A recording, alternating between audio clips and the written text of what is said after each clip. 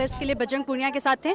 कल क्या कुछ हुआ था? आपको फ्रैक्चर भी हो गया, चोट लगी, तो क्या कुछ हुआ था कल हम पीसफुल प्रोटेस्ट कर रहे थे आर्ट्स फैकल्टी के बैक गेट पे, क्योंकि मेन गेट पे धारा 144 लगी हुई थी, बैक गेट पे नहीं लगी हुई थी। हम बैक गेट पे आराम से पीसफुल प्रोटेस्ट कर रहे थे। उसके दौरान हम जैसे ही प्रोटेस्ट स्टार्ट करते हैं और हमें पुलिस के द्वारा बर्बरता से उठाया जाता है, हमें घसीट के हमारे कपड़े फाड़े जाते हैं, हमें पैर से घसीटा जाता है। मेरे पैर में चोट लगने के बावजूद भी मुझे घसीटा जाता है और इसी पैर से। ये चोट आपको कल ही लगी है? हाँ, इतना ज्यादा मतलब हो गया था कि इतनी ज्यादा चोट लग गई? क्या हुआ? जब हम प्रदर्शन कर रहे थे, पीसफुल प्रोटेस्ट कर रहे थे, तो उसके दौरान जो वहाँ के मेन जो पुलिस ऑफिसर है उन्होंने मेरी तरफ इशारा करा कि इसे उठाओ, और जो पुलिस कांस्टेबल है उन्होंने मेरा पैर उठा के पूरा मेरा पैर यहाँ तक फोल्ड कर दिया था। और फीमेल कांस्टेबल नहीं थी? फीमेल कांस्टेबल ने एक चीज करी है।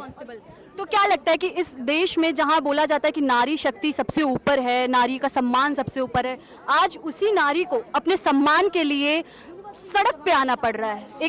इस देश की कथनी और करनी में बहुत फर्क है। जहाँ कहते हैं बेटी बचाओ बेटी पढ़ाओ, यहाँ पे ना बेटियां बच रही हैं आपके दरिंदों से। आपके जो ऐसे नेता ने हैं जो बेटियों के रक्षक बनने के बजाय भक्षक बन रहे ना, उनसे बच रही हैं, और जो पढ़ के अपना आंदोलन कर रही हैं और विरोध प्रदर्शन कर रही है, उसके बावजूद भी आप उनको दबा रहे हो। मेन गेट पे दिल्ली प्रशासन ने जैसे देखा कि लोग आ रहे हैं यहाँ पर प्रदर्शन करने के लिए, तो उन्होंने 144 लगा दी गई थी। लेकिन हम सारे छात्रों ने बैक गेट पे हम लोगों ने प्रदर्शन किया, वहाँ पे धारा 144 नहीं थी।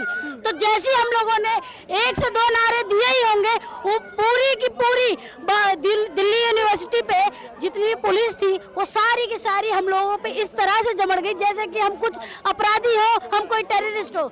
हम लोगों को उन्होंने इस तरह से जकड़ लिया, खींच के लेके जा रही थी। बकायदा नीचे नहीं देख रहे थे कि पत्थर पे किसी का सर लग रहा है या किसी को ज्यादा चोट आ रही है। इतनी बर्बरता से हम लोगों को खींच के लेके गई है। और जो लड़की हमारे साथ थी उसका तो उन्होंने पैर लेके कंधे तक फोल्ड कर दिया, उसकी हड्डियां फ्रैक्चर हो गई। अब उसका जिम्मेदार कौन है? अब महिलाएं अपना हक मांगने के लिए अगर सड़कों पे आती हैं, छात्र अगर की महिलाओं की सुरक्षा के लिए सपोर्ट में अगर आते हैं, तो पुलिस प्रशासन और हमारी भाजपा इस तरह से बर्बरता कर रही है हम लोगों के साथ कि अब उसका जवाब भी नहीं दिया जा रहा है।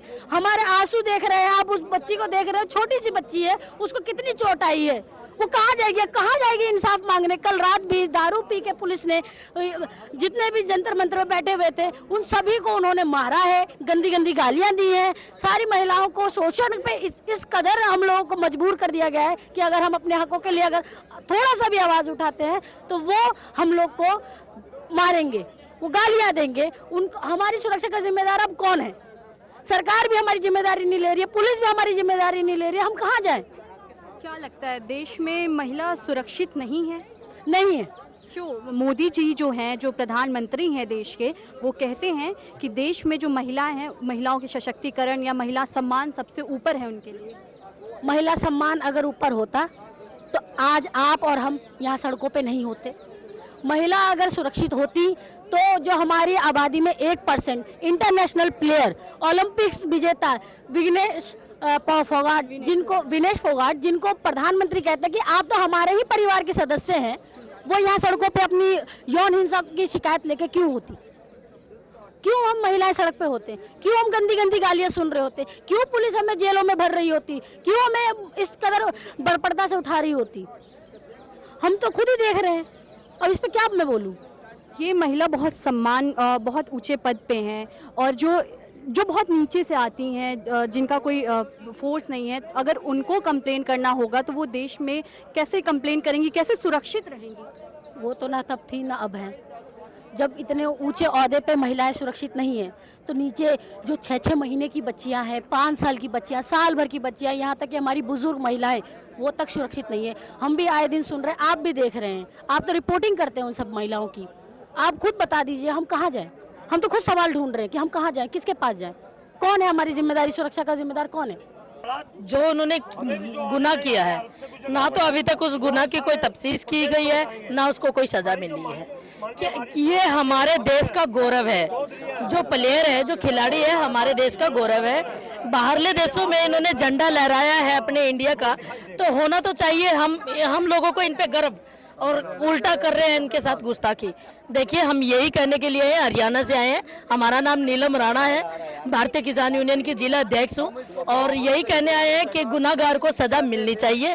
इतना टाइम क्यों लगा रहे हैं पता नहीं। लोगों का कहना है कि इसलिए गिरफ्तारी नहीं हो रही है ब्रिजभूषण की, उनके खिलाफ कोई कार्रवाई इसलिए नहीं हो रही क्योंकि वो बीजेपी के मंत्री हैं। आपको क्या लगता है कि कहीं ये सही है? भाई बीजेपी तो है ना, जबरदस्ती सारी चीजों में करती आ रही है, करने दो। कैसी जबरदस्ती? हर एक चीज में, हर एक, हमने भी किसान धरना धरा था 1 साल तक यहाँ पे दिल्ली में, जब भी उन्होंने बड़ी मुश्किल से अपनी मांग को माना है। भगा नहीं रही थी, लेकिन वो लोग जो सच का सामना नहीं कर पाते, जो सच का सवाल का जवाब नहीं दे पाते, वो लोग खुद भागते हैं। हम नहीं भगा रहे थे, हमने तो उनको बेटियों से मिलने का टाइम दिया था, 20 से 25 मिनट उन्होंने बात रखी थी। उसके बाद वो, अगर हमें उनके बातों से लग गया था कि कहीं ना कहीं ये बिचौलिया बन के आई है सरकार का, जैसे पिछली बार सरकार ने समझौता करने के लिए बबीता फोगाट को भेजा था, उसी तरह वो आई है। अगर वो सच में दिल से समर्थन में आई होती तो वो माइक में भी बोल के जाती कि मैं आपके साथ हूँ, और अब जो सवाल मैंने किया था उसका जवाब देती, ना कि वो मेरे सवाल का जवाब दिए बिना वो भाग के, रास्ता बदल के भाग रही है। और मीडिया के भाइयों को मैं देख रही थी, मीडिया के भाई पीछे पीछे भाग रहे हैं, और उसने एक सवाल का जवाब नहीं दिया, तो कहीं ना कहीं उनके मन में चोर था। बबीता फोगाट, विनेश फोगाट आपस में ही मतभेद चल रहा है इन लोगों में, क्या कहना चाहेंगे आप इसमें? बबीता फोगाट, मुझे लगता है वो एक महिला होने के नाते, एक बेटी होने के नाते उनको आज यहाँ होना चाहिए था, लेकिन मुझे लगता है उनको खेल से ज्यादा और बेटियों की इज्जत से ज्यादा अपनी पार्टी प्यारी है। कान खोल के सुन ले पापी, कान खोल के सुन ले पापी, तू कामी और गद्दार। कान खोल के सुन ले पापी, कामी और गद्दार। झूठी है बातें तेरी, झूठी है सरकार। झूठी है बातें तेरी, झूठी है सरकार। नारी को अबला मत समझो, ये चंडी और काली है। नारी को अबला मत समझो, ये चंडी और काली है। महिषासुर को मार दिया था, दुर्गा खप्पर वाली है। महिषासुर को मार दिया था, दुर्गा खप्पर वाली है। कुकर्म तेरे देख रहा, कुकर्म तेरे देख रहा, वो सच्चा है करतार। झूठी है बातें तेरी, झूठी है सरकार।